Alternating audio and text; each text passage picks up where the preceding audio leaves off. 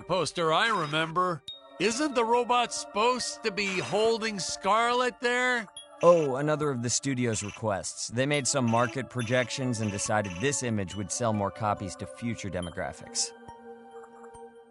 I can never figure out all these DVD options. I tell you, watching movies has become complicated. The pause button, I know.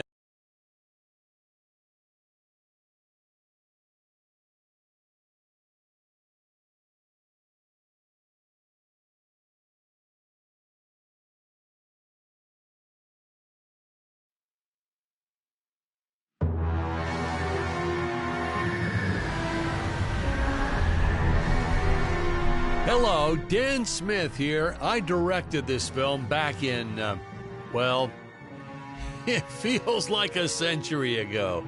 Yeah. The studio asked me to provide a commentary track for the DVD release. And wham! Straight into the action. No fluff or anything. That's what we did back then. Crash-landed ship. Out pops our hero, the fearless Dick Starspeed.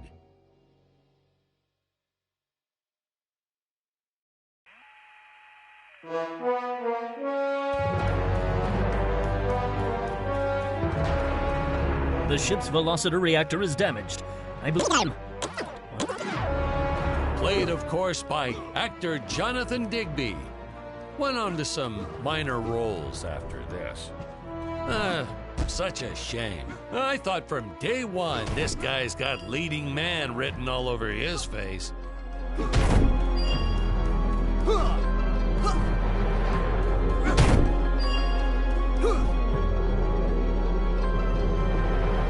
Greetings, citizens of Gravoria. Dick's. Probably shouldn't have had Dick draw his weapon when he was talking about peace. Well, maybe one day we'll go back and CG it into a sandwich or something instead. Ha! Just kidding. And this is what people pay to see. A no-name middle-aged B-list actor duking it out with stuntmen in costumes. Such stunning choreography. Now, the extras in those robot suits really knew how to take a punch. Oh, literally. I told Jonathan not to hold back. Give it all to him. Kick him in the nuts and bolts.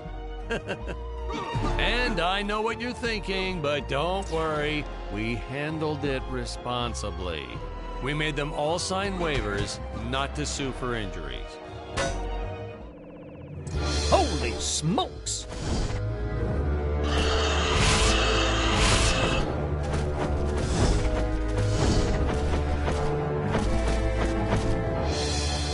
If I land squarely on that grain silo, I fall. Well, I shouldn't say this now, but you could actually see the strings if you squinted hard enough. A screenwriting trick from back in the old days. You put a grain silo or some haystacks down and it solves all your gravity-related problems.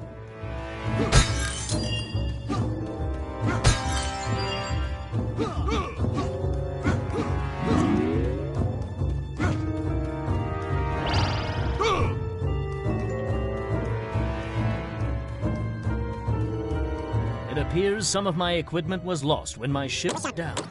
Escape.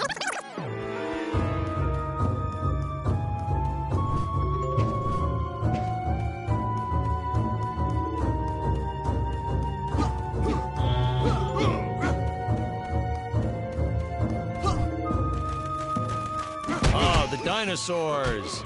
You just don't see quality stop motion like this anymore, do you? Someone actually sat there and moved them, frame by frame. Today, it'd be done with computers, but where's the artistry in that?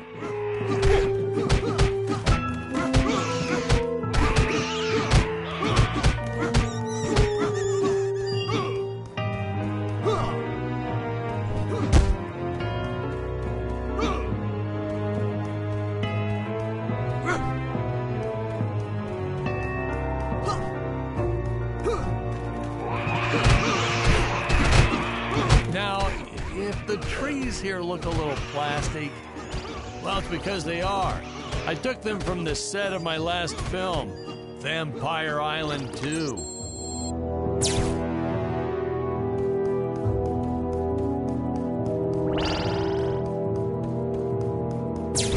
fair share of nasty letters from scientists complaining about our portrayal of the dinosaurs. Was news to me. Apparently, these stegosauruses weren't meat eaters. Must have preferred shellfish or something. Wow, how do they know? That's what I say.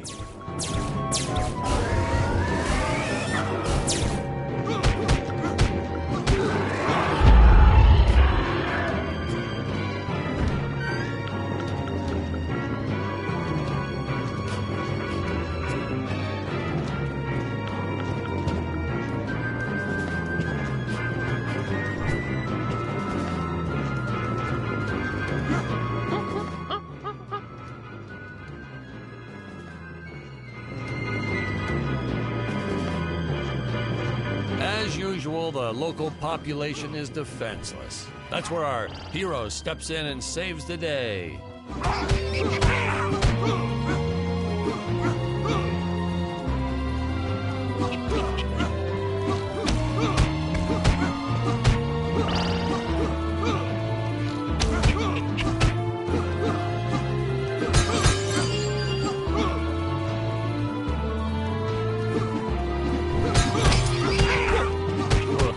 We put Jonathan through a lot shooting this film. He wasn't the best actor, especially when reacting to getting hit. He's what you call a flincher. So I told the stuntman to really just go to town on him. It's the only way to get an honest performance sometimes. Our props master tried to make the weapons soft, but there's only so much you can do. Lucky for us, Dick's entire body was covered in that spacesuit. That thing was a lifesaver when it came to hiding bruises. Now curious, they dissolved into what appears to be gold. You'll notice the gold disappears when Dick touches it. We had a deleted scene that explained he's actually teleporting it back to his ship. It's funny, no one ever questioned how Dick was able to walk around with an infinite amount of gold on him.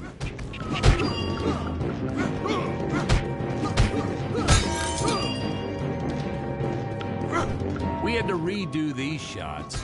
Our first attempt was kind of a disaster. We tried using real apes, thought it'd cut down on the costume budget a bit. But have you ever tried working with apes? They are the worst actors ever. They don't sit still for a moment, and the second you take your eyes off of them, they're flinging their feces all over the place. Jonathan refused to work with them after he got, well, let's just say that he had to take more than a couple of showers one day. You know, you never forget the smell of monkey poo. We steam cleaned the studio top to bottom. Still never got rid of it entirely. All through the rest of the shot, we kept finding those little surprises hiding inside various props. Boy, were those the days.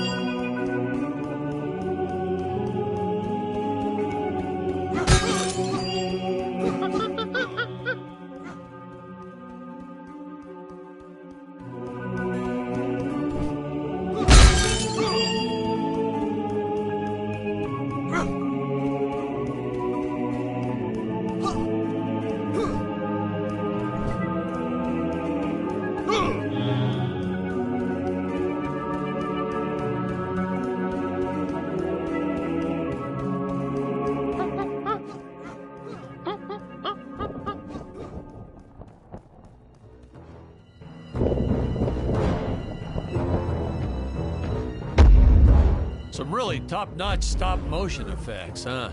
Unfortunately, we skimped on the Dick Starspeed puppet a little.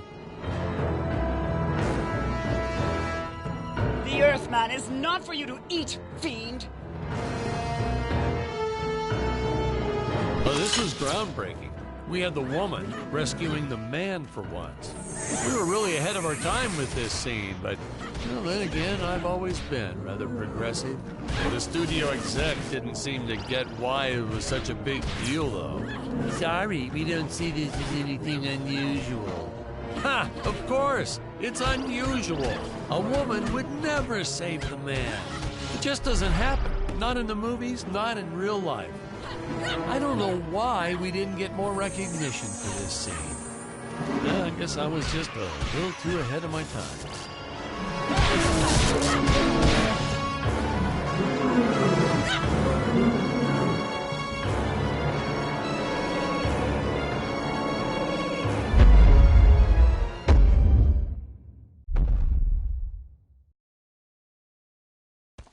Thank you for saving me, strange woman. What is your name? I am the magnificent Scarlet Nova.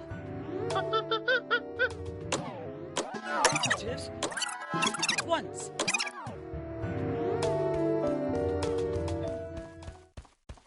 So we'll be seeing our first example of teleportation being used by Scarlet right here.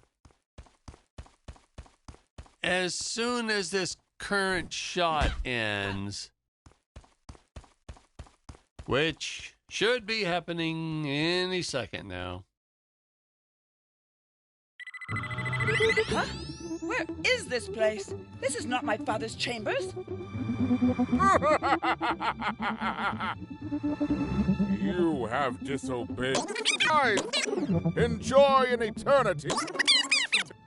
For all The old fool did not notice I am... Booster use jump.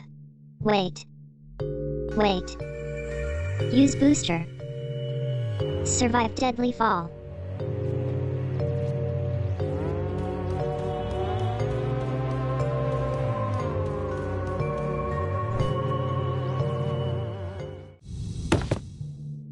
Hey, now what's going on?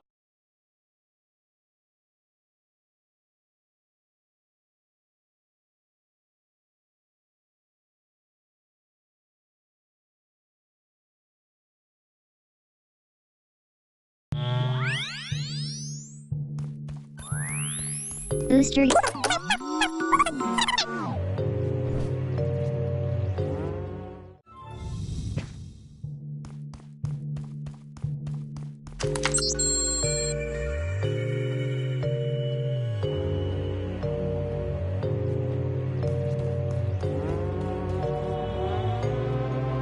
Scarlet didn't quite realize she needed to shoot those energy orbs down below. Keep in mind, Stacy was doing this on a soundstage, okay?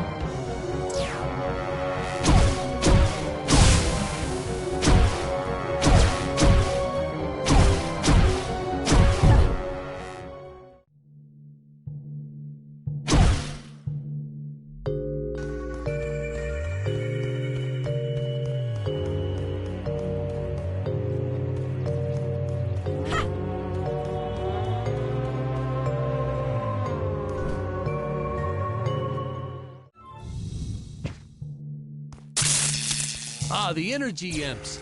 Such a neat effect. We had to paint each movement frame by frame and superimpose it into live footage. We were pulling all-nighters for weeks. Well, when I said we, I meant the artist. I'm pretty much useless if I don't get a solid 10 hours a night. But they were at it forever. They had to redo it all because I accidentally told them red instead of blue the first time. Artists.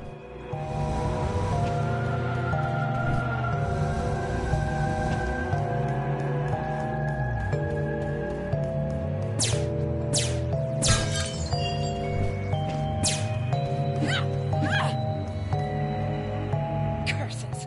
My father revoked my access to the teleport terminal. I'll only be able to utilize it now.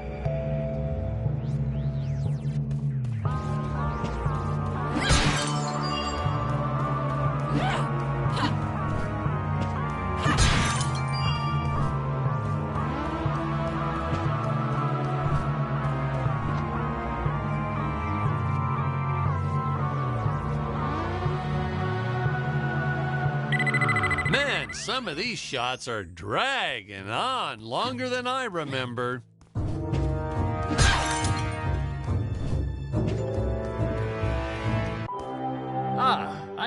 Man, you shall help me overthrow the Emperor. Why would you turn against your own father? How do I know I can trust you? Oh, this scene. This is practically Shakespeare in outer space. Just as the entire planet does. And, huh?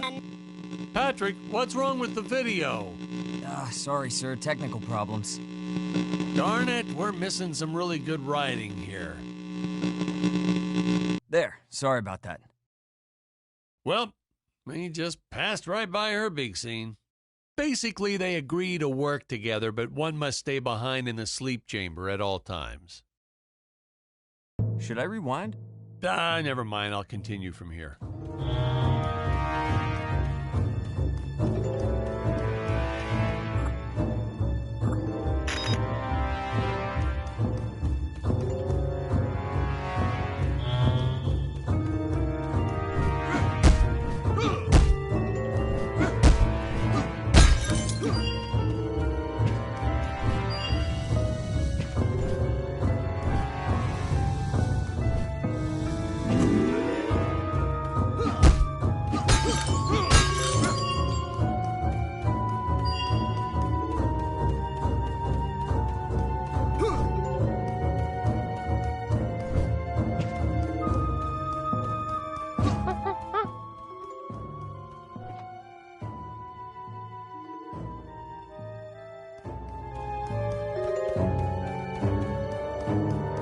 Right from the start, our budget was a little tight, even by standards back then.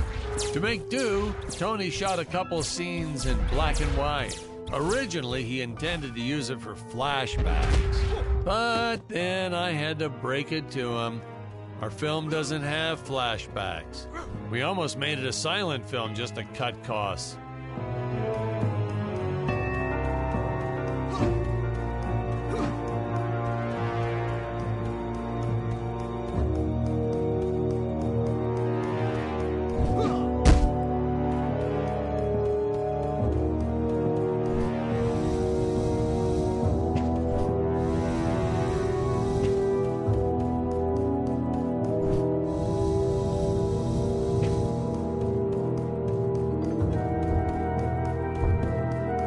I felt it was an absolute necessity we have a T-Rex in this film, but we got this Serato thing instead.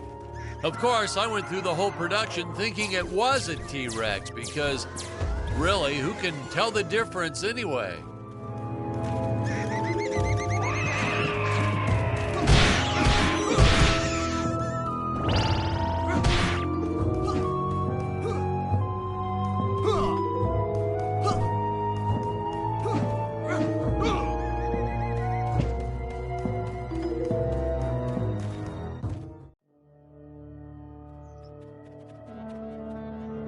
It would appear that now is the time for us to climb the Deadly Tower of Monsters.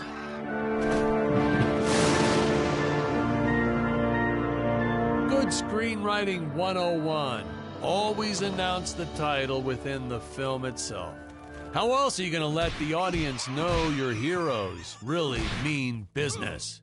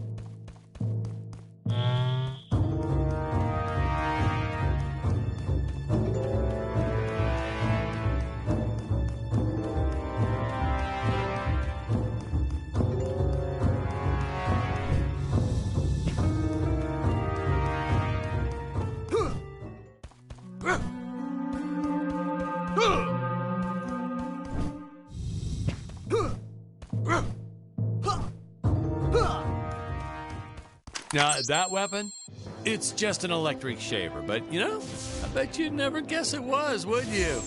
They look so futuristic.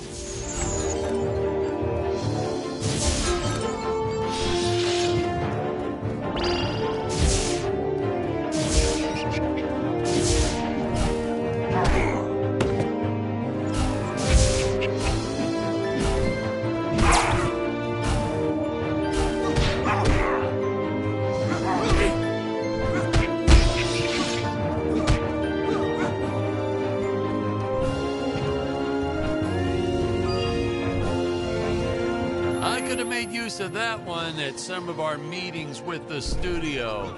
Oh, you'd like to see records of where our budget went to this month? Sure, let me get that for you right now. Boom, boom. Yeah. Unfortunately, those meetings ended in a much different way.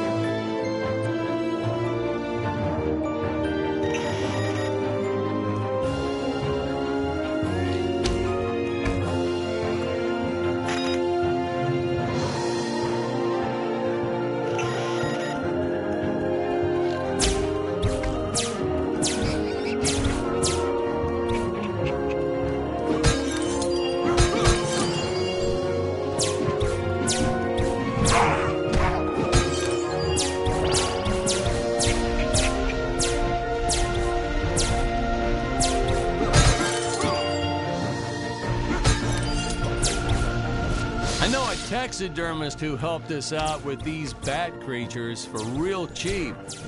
He's not good. He's kind of sloppy if you want to know the truth. But that's the best part. A sloppy bat looks scarier. Oh, but you gotta sew up that sphincter. Just trust me on that one.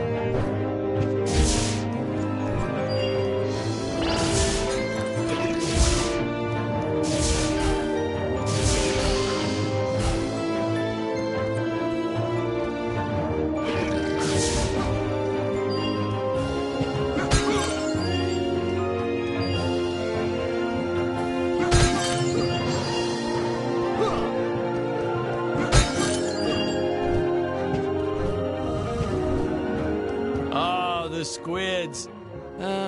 Some board member had these nephews who really wanted to be in the films. They made me cast them as squids. Whatever happened to artistic integrity? If you're going to cast a role not on merit, at least let it be a hot female role.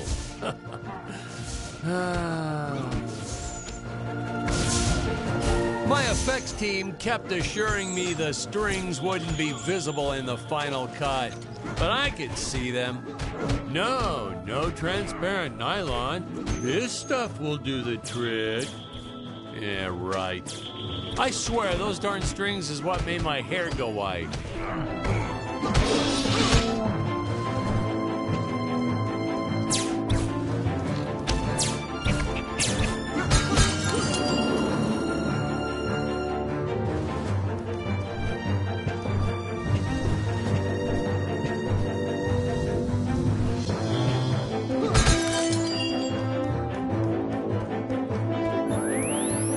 Teleport usage. Jump. While in the air, use teleport. Quickly return to upper floor.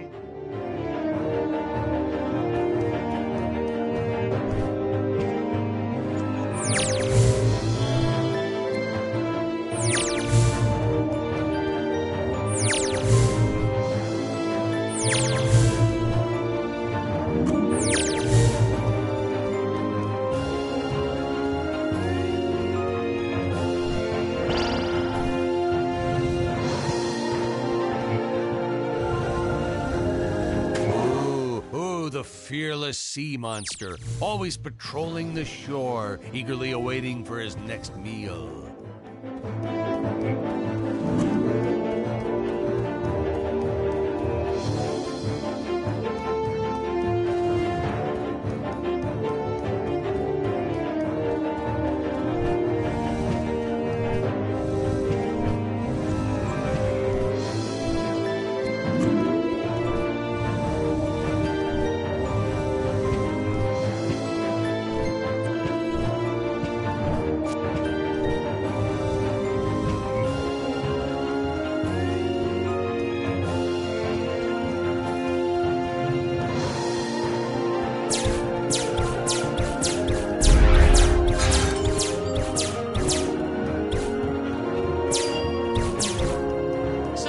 Thought it was odd that a simple wooden cage would have such an elaborate high-tech lock. But hey, if a Gravorian ever traveled to Earth, I'm sure they'd think a lot of our stuff was weird too.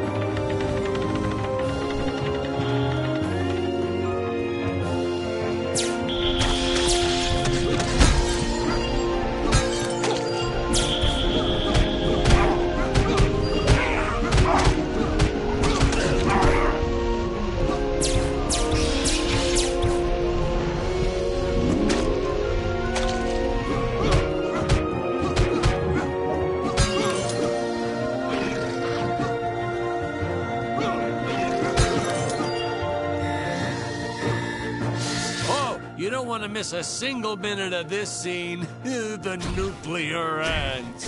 Hey, we need to remind the audience our heroes are climbing a tower. So I needed something that would stick to walls.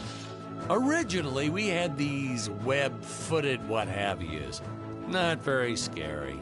And then I left some cake out in my trailer, and it was crawling with ants in the morning. And that's when it hit me. What is the most obnoxious thing in the world?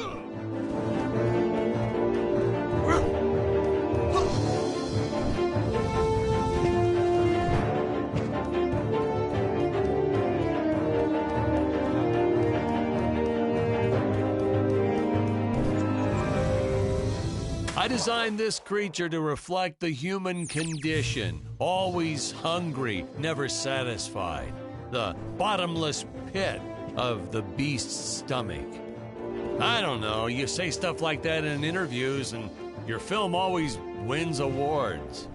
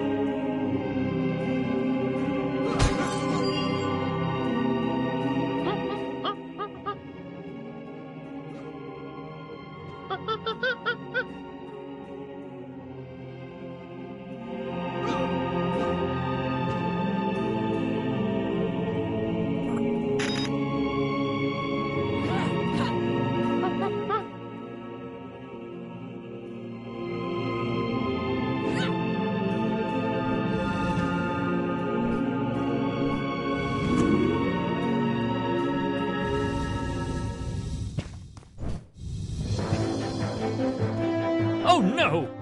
This head belonged to my co-pilot robot. He was the most loyal companion in the galaxy. Dick. Malfunction. Dick. Malfunction. These Gravorians will pay dearly for this, my friend. Now, what's a space adventure film without a trusty robot sidekick, huh? Am I right? In the original draft, we had Dick and Scarlet team up with an alien from the planet's surface. You know the type, pointy ears, wise and emotionless. But then we came to our senses and realized that a giant tin can robot's way cooler. Besides, everybody was doing the alien thing back then. You know me, I'd rather be a trailblazer.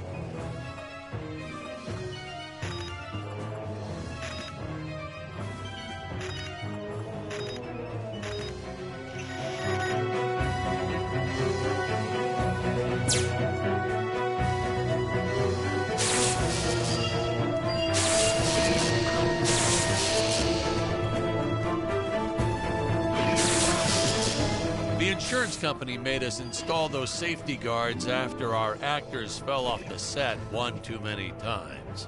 Granted, they kept falling off even with the rails, but thanks to how the contract was laid out, we were no longer liable for their injuries.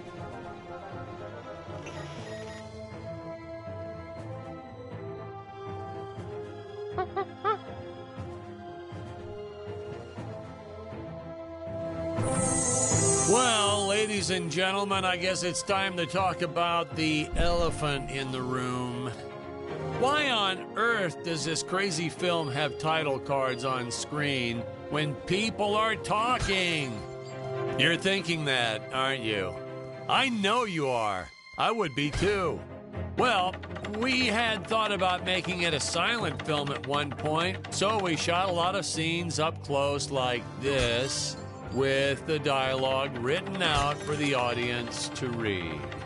Well, when we swapped over to making a talkie, well, we just decided to keep on going rather than reshooting all those scenes.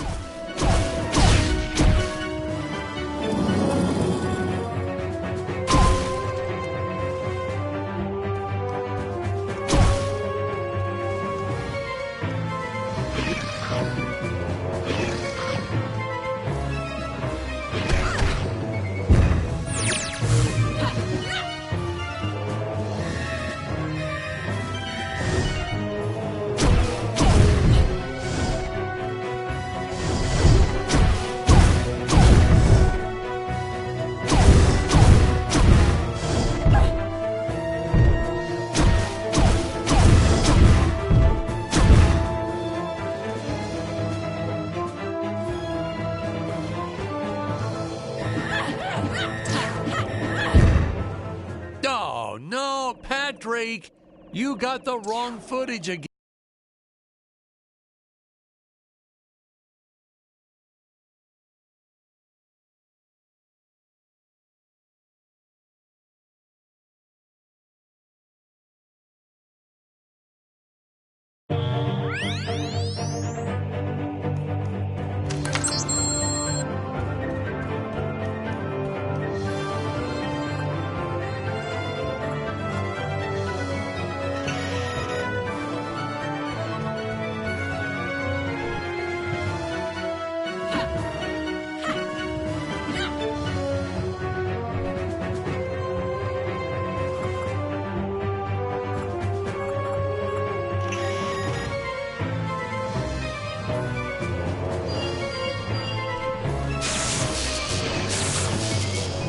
The insurance company made us install those safety guards after our actors fell off the set one too many times. Granted, they kept falling off even with the rails, but thanks to how the contract was laid out, we were no longer liable for their injuries. Well, ladies and gentlemen, I guess it's time to talk about the elephant in the room. Why on earth does this crazy film have title cards on screen when people are talking? You're thinking that, aren't you? I know you are. I would be too. Well, we had thought about making it a silent film at one point, so we shot a lot of scenes up close like this, with the dialogue written out for the audience to read. Well, when we swapped over to making a talkie, well, we just decided to keep on going rather than reshooting all those scenes.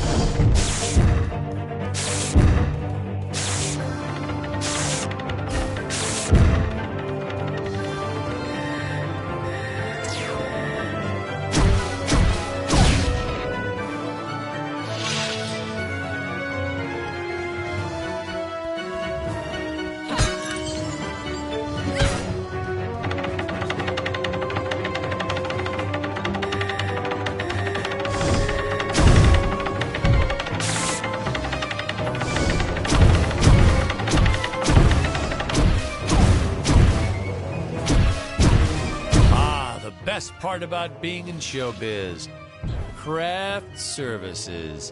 It's like never-ending supply of free food all day long. I never had to pay for a single meal. Hey Patrick, I notice you guys don't do that here in your studio. You should talk to your boss. Maybe even just a bagel station.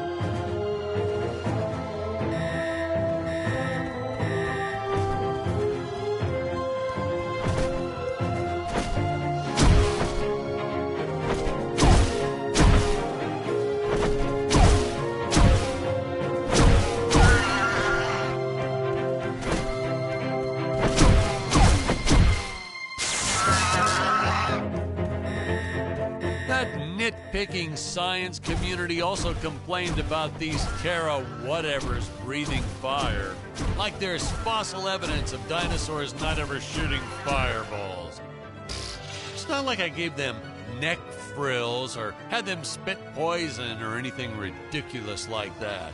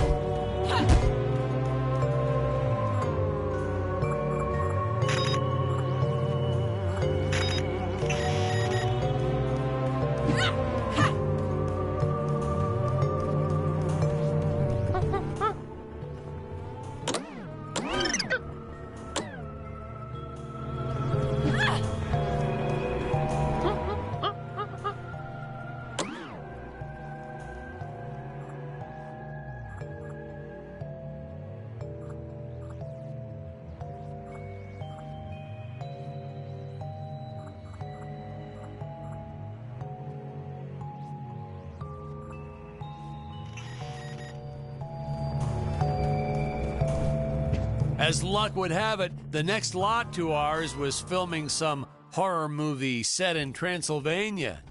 So we signed a soft contract with them to use their set after they wrapped for the day. And by that, I mean we kind of snuck in and filmed it real quick when no one was looking. Had my assistant Phyllis keep a lookout for the security guard.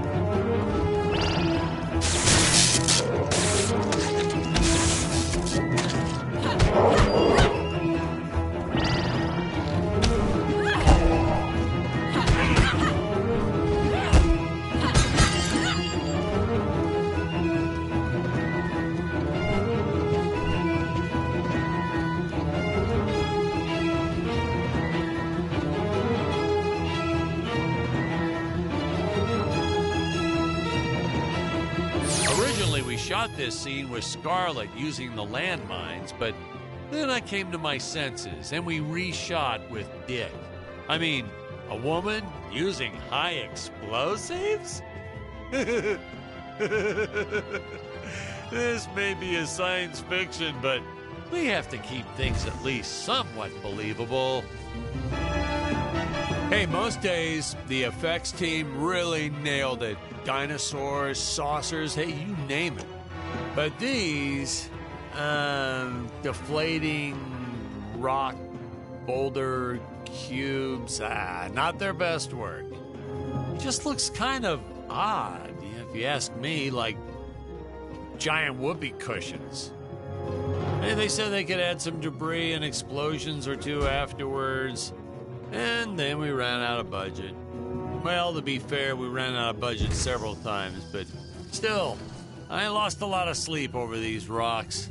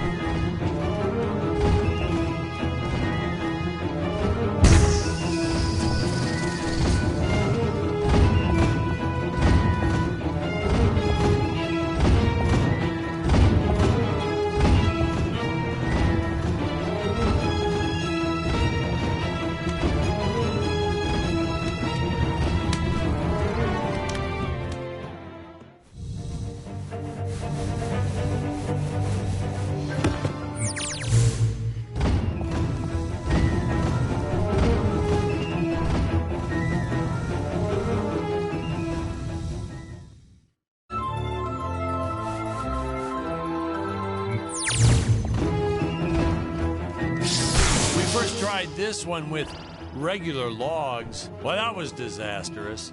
I'll tell you, never mess with physics. It was kind of, well, to be frank, it started out nice, but then, well, it was a death trap. Just plain and simple, it was a death trap. Poor kid holding the boom almost broke his leg. Guess he played basketball in college or something, because he leaped right at the last second. Whew! Crisis averted. My props guy wanted to swap them with some spongy material for safety, but I had a better idea. Let's set the logs on fire. Then the crew will be sure to be safe. Oh, no, another fake scene. Maybe.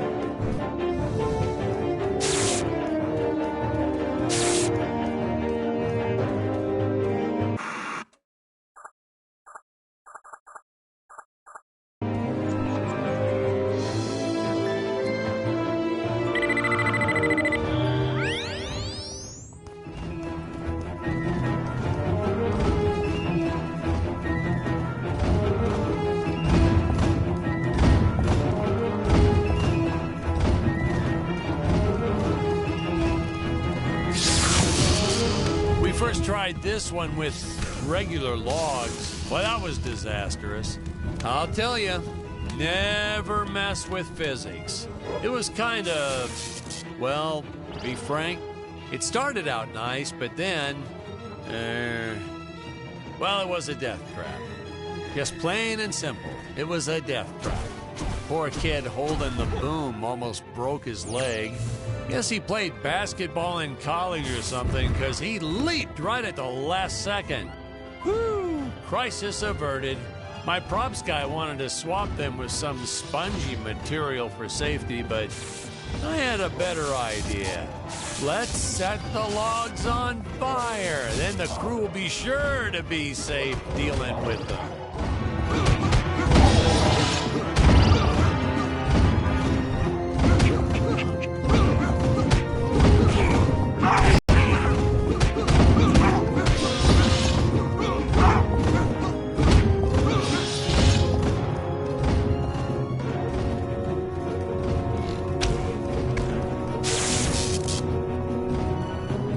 Say, you know what I was thinking?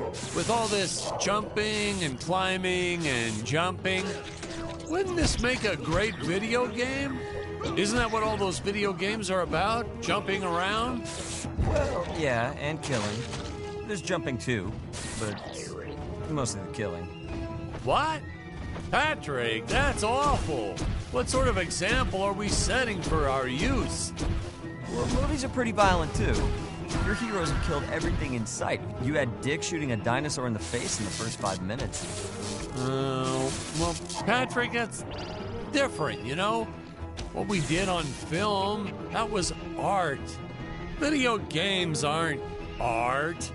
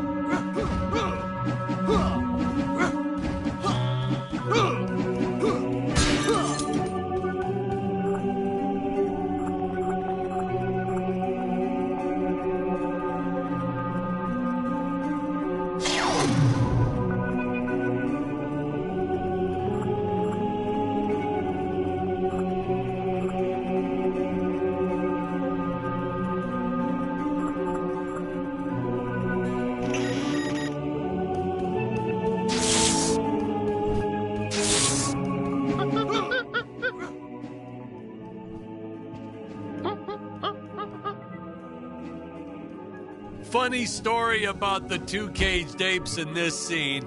I had completely forgotten about them when we wrapped up filming on the set. Then we spent the next day doing a location shoot.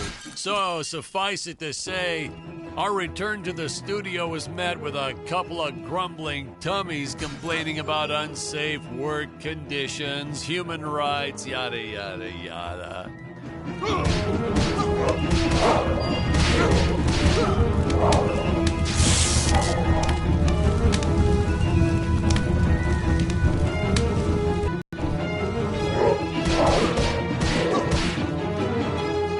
Hey, Patrick, I was thinking we should take a little break and get a bite to eat. You like Chinese? I know a great takeout. Well, we're not scheduled for a break for another few hours. Nonsense. Hey, you have to try the shrimp. It's the absolute best. But, oh, hey, I feel like I should warn you. It gives me horrible gas. But that's okay. We're friends, right? Really, sir. Studio time costs a fortune. Let's just stay on schedule. Good thinking. We could grab a real dinner together and go out for a night on the town. Yeah. Two young bachelors on the prowl. Say, where do you youngsters go these days?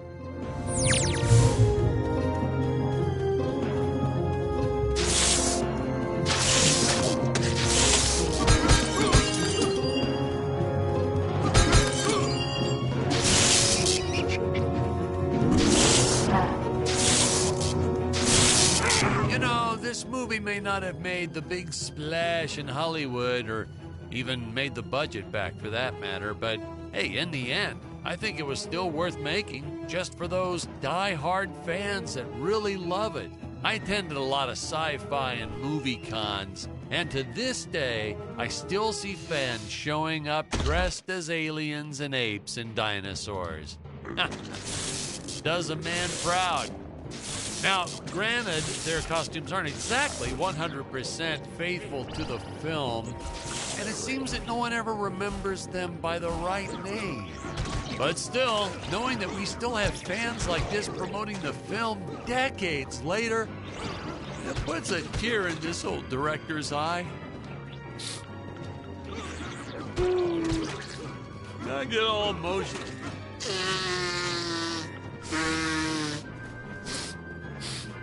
Okay.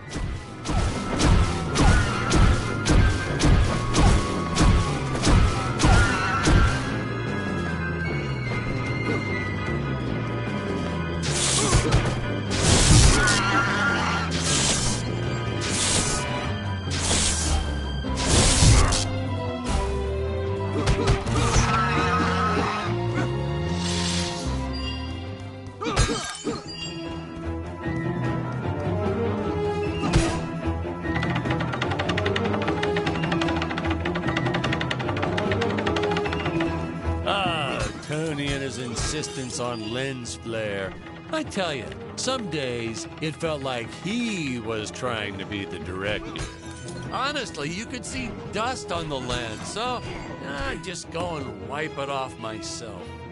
He would get so upset about it too. Like my fingers aren't clean enough to wipe the lens. Touch the lens, whatever.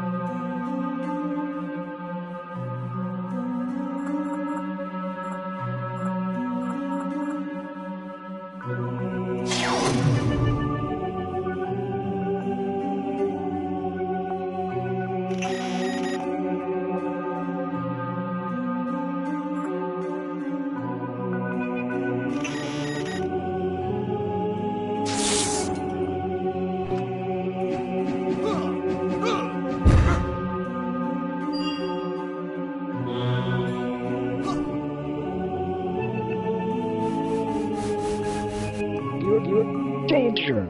Human speed is not enough to pass through that fan. Chance of death 100%. Retrieve the time vortex device if you wish to go any further. Searching. Time vortex device detected. Device in dangerous area. Nuclear amps everywhere.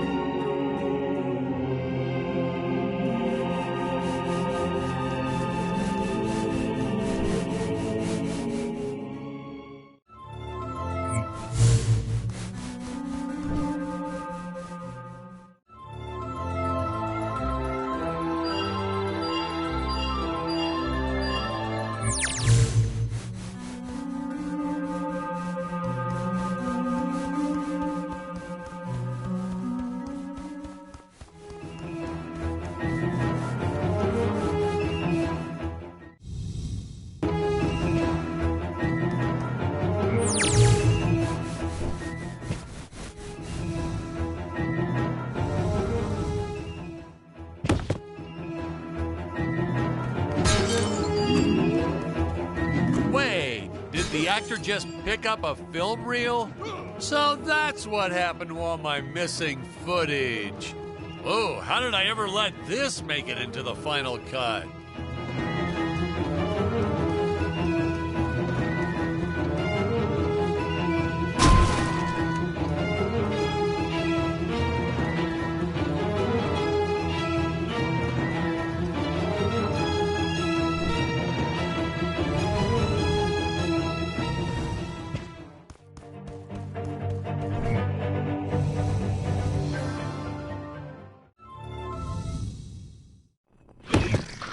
Whoa, my bad. Don't worry, I have the right clip now.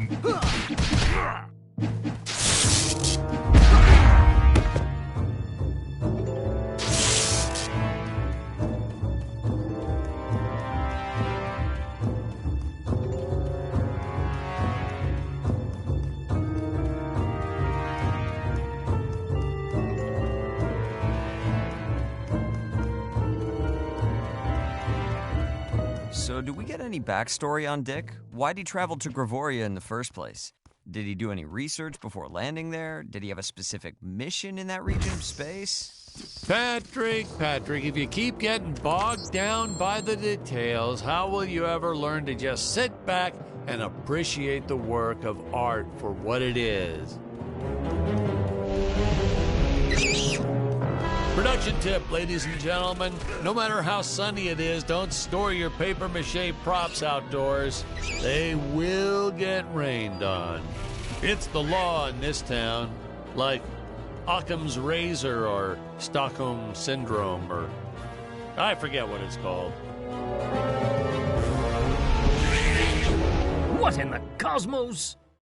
It's my co-pilot's body! I believe that I can repair it. Oh no! I am trapped!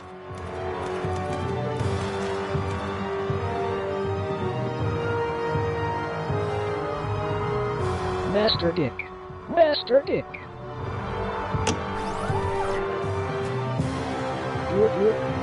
Functions restored. Threat detected. Must eliminate. Fun fact, we actually had an actor inside the robot suit moving him around. I bet you thought it was an actual robot, huh? That's how good he was. No rest breaks or anything. Hardest working actor I've ever met. What a trooper. It was a shame we couldn't afford to pay him. And of course, since he wasn't on the payroll, I couldn't officially add him to the credits. But still, what a trooper. Wish I had a dozen actors like him.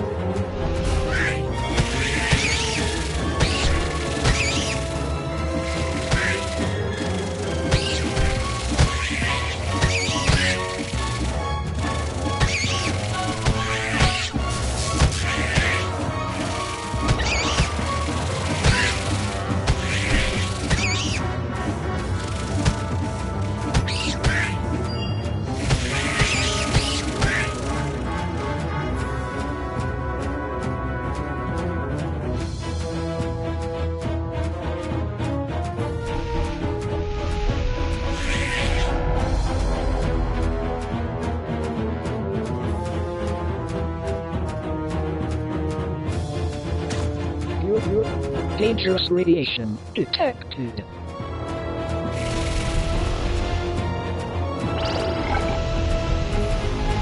No, we didn't use the same material for the toxic waste as we did the slimes. I mean, why fake something when you have the real deal available? We found a place where people were just dumping the stuff away for free. I was hoping the crew members handling it might get some cool superpowers from it, but no, nothing like that.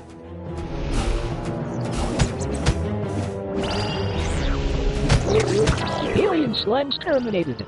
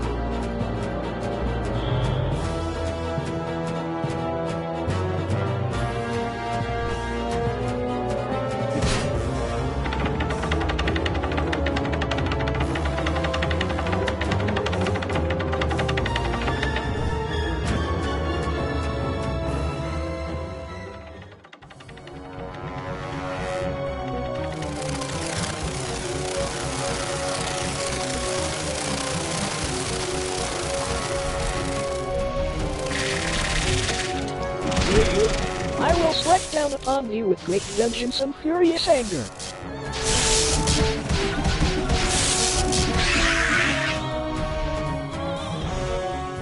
Oh, Robot, you're all right. And you saved the day. You're threat eliminated. Looks like the Emperor's days are numbered. At long last, we have assembled our team. A lot of reviewers and fans, too, always wondered why we shot so few scenes with all three heroes in it together. I mean, we did our best to explain it. Something about the sleep chambers or staying back to protect the ape village. Really, it was just logistics. Jonathan had bowling league on Tuesdays and Thursdays, and Stacy had her karate Monday, Wednesday, and Friday. Honestly, we almost never had all of them on the set at the same time. Our robot actor was in some religion that only allowed him to work on Sundays. I'm still a little skeptical about that one, though. Sir, it's just a guy in a suit. Couldn't you have gotten just about anyone to stand in as the robot? See? That's why you'd make a horrible director, Patrick. His touches were subtle, to say the least. But he really brought a lot of character to the robot role. If he was so indispensable, how come he didn't list the actor in the credits?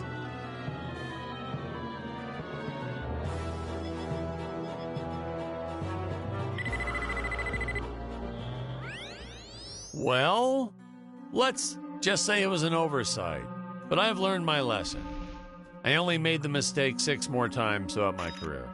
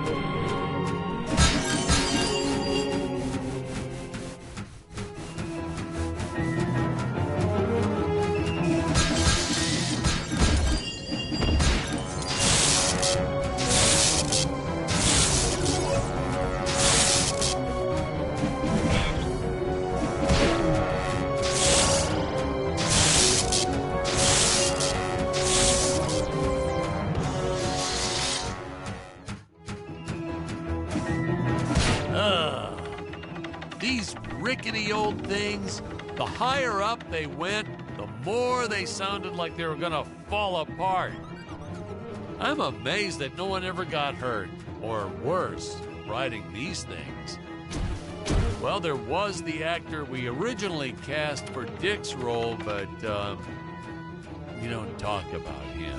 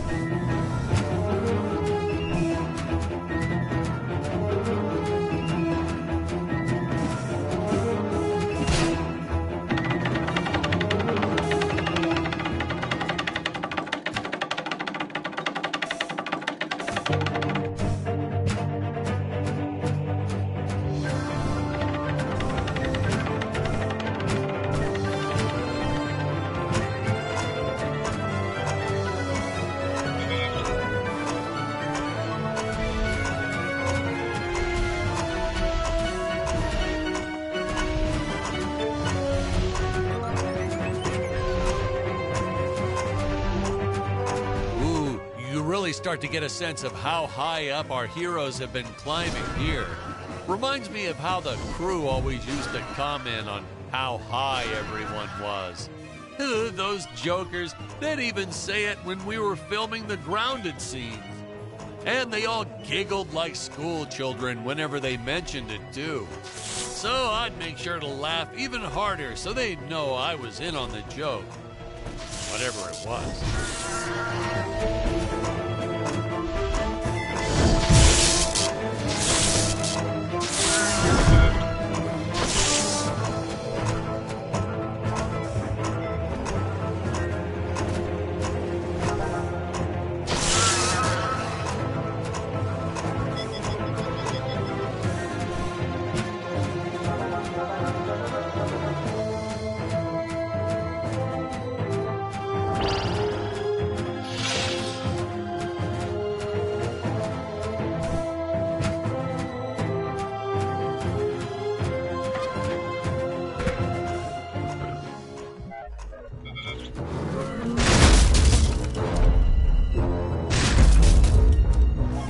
Fight this beast here. I must make for higher ground.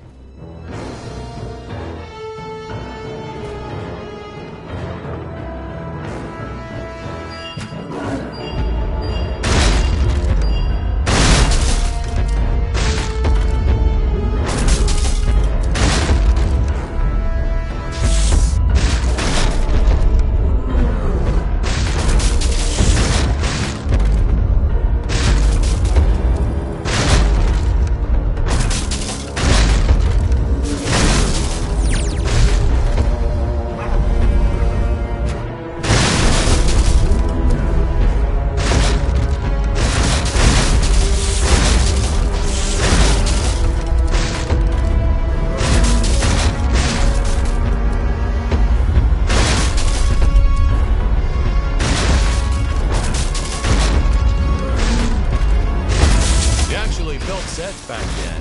Props, walls, you name it. Then, you moved bits and pieces around and created whole new scenes. You were efficient. I adopted that technique to my wardrobe, too. If you mixed and matched efficiently, you could get by for years on only a handful of shirts and underwear.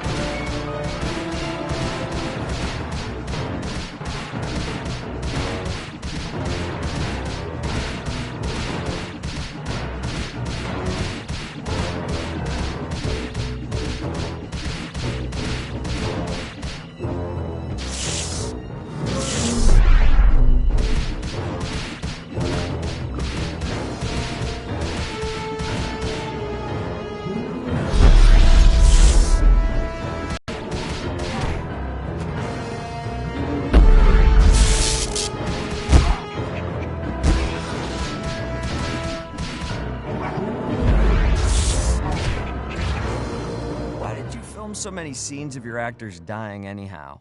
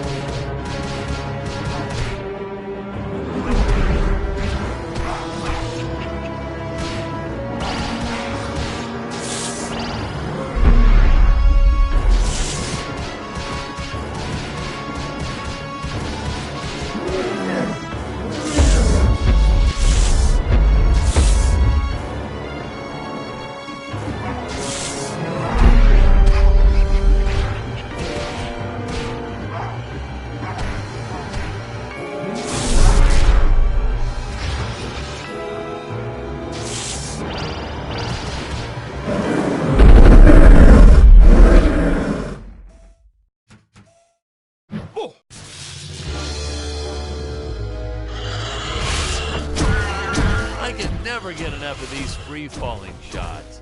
Something so invigorating and freeing about them. Like sticking your head out of the sunroof while driving on the freeway.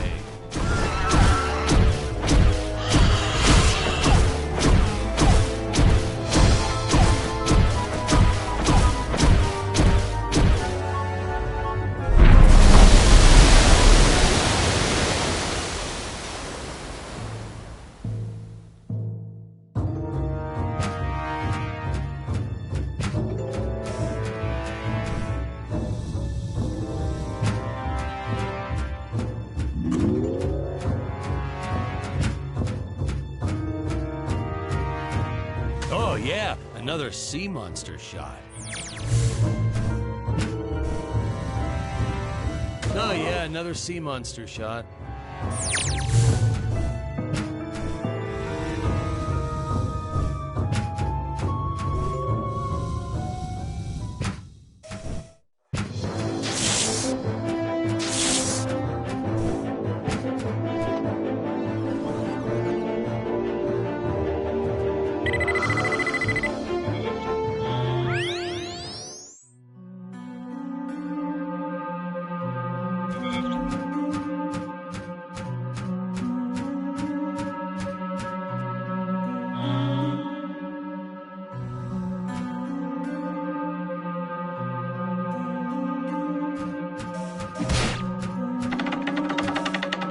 I hear modern science fiction directors sometimes put the lens flare in on purpose.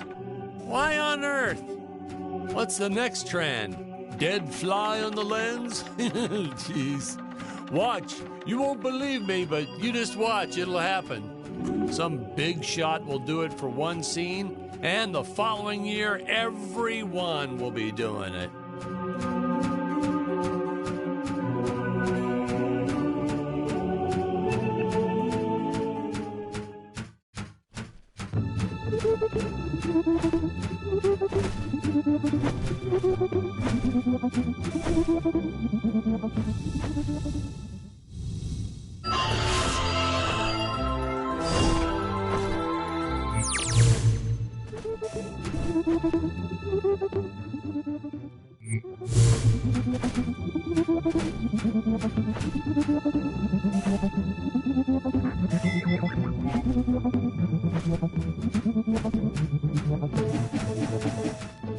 Dr. Peculiar, Yes, Your Eminence. release the Mechamelion! But Your Eminence, the Mechamelion isn't ready. What is the meaning of this? I thought he was completed. Genius is never completed, Your Eminence. I was just preparing to install a chainsaw on his tail. Enough! Your tinkering costs me precious gold and time. You do not have that luxury, Dr. Peculiar. Yes, Your Eminence. Releasing the Mechamelion at once. Ah, Ludwig. Yeah, good old Ludwig. We cast an actual doctor to play Dr. Peculiar. Never again. Oh my God, he was a cranky old coot. May he, rest in peace. The costumes, the script, the creature effects, you name it, he wouldn't stop criticizing everything. Well, in his defense, I think he did have some early signs of dementia or something. He was always getting lost on set, forgetting his lines, making up new ones. Yeah, it was cute. Midway through a scene, he'd just yell, "Where are my pills?" It was like a catchphrase. We almost left a few of them in. I have to say that the incredible job the animators did with the King Gorilla can only be outdone by their work in the Mechamelion. I'll leave further comments for later in the film, but this was truly an epic creation.